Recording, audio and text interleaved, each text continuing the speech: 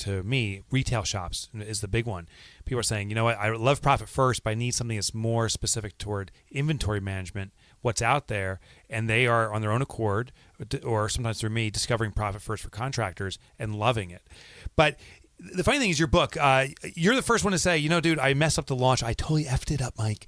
Oh, man. But, dude, I'm telling you, it's selling. I was telling you this morning, true story, right now it's selling higher than 3 or 4 of Gary Vaynerchuk's books, who's a very recognized guy. Shawn, you're a much newer author compared to Gary, yet you're crushing it with what you consider to be a effed up launch. What's the secret to that?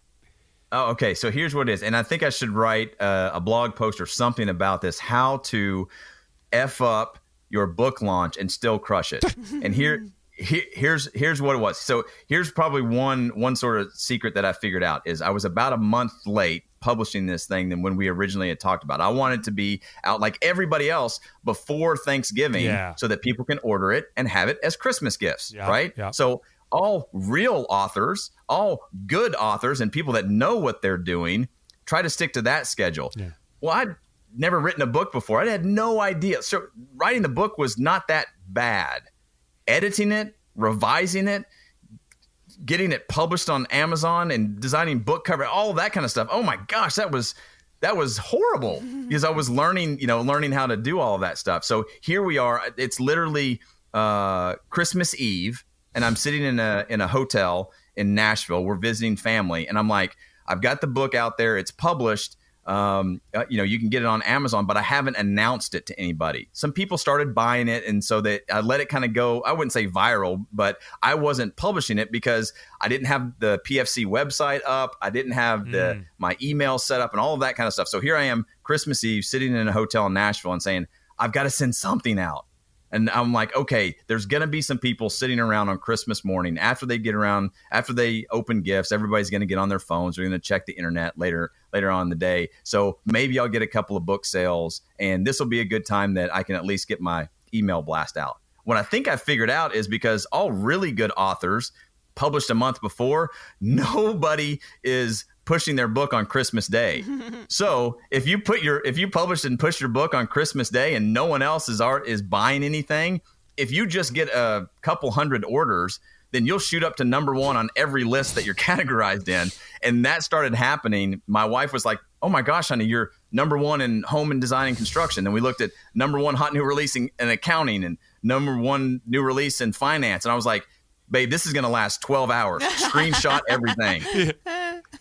So we were having family members like, hey, pull it up on your phone, screenshot that, send it to me, look at this category, let's see, so it was just kind of crazy. Oh, that's actually awesome. A super smart strategy. Who would have thought? Yeah, the day when no one else does it is the day to do it. But this is now months after you've launched the book. When I checked this morning, it was ranked under 5,000, which just Amazon carries over 2 million books, right? So you're ranked like in the 4,000 something of 2 million books. From my experience being an author, any book that's ranked 25,000 or better, so 25,000 all the way up to 1, those books are regular performance, meaning every single day those books are moving. And your book is in the upper legion of that category. I mean, it's pretty amazing, dude. So congrats on that. But thanks, man. You got another hack, man. You got into some airports. I saw pictures. I know there's photographic evidence.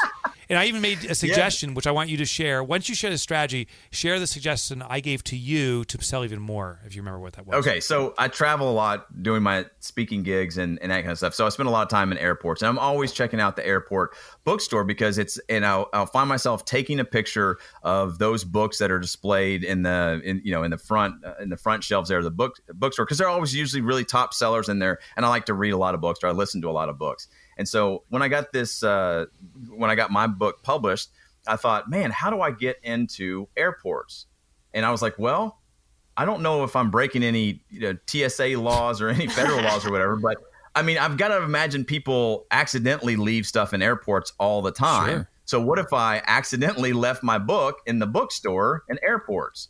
I wrote on the copy of it. So I carry about 3 or 4 copies with me, and I'll write on the front, free book, and on the inside cover I'll write a note saying, seriously, this is free, it's from the author. And then on the back I usually say, hit me up on Instagram and let me know if you found this book or whatever. And so I just started leaving them in airport bookstores, and I would take pictures of them, and I started posting some of those pictures. And I told everybody what I was doing. Yeah. Like, hey, this is at Terminal B in the Atlanta airport on this day. There's a free book there for you. I love it. Just to have fun.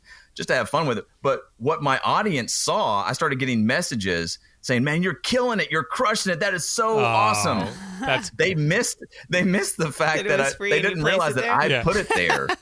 So again, it's, perception is reality. They're like, "Man, Shawn is killing it." And I'm like, "No, I'm just some dude with a backpack full of books just throwing them out in the airport." You know what I love about that is because it's integral. Like you are so candid about what you're doing. I saw it. I thought it was hysterical.